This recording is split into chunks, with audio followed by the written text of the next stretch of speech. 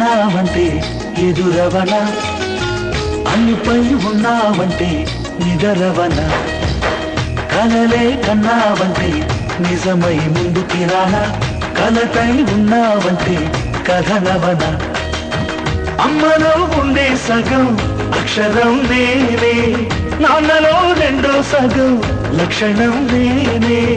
అమ్మ తోడు నాన్న తోడు అన్నీ నీకు అన్నే చూడు, చెల్లిపోని బంధం నేనమ్మా చిటి చెల్లెమ్మా, వెళ్ళిపోని చుట్టం నేనమ్మా.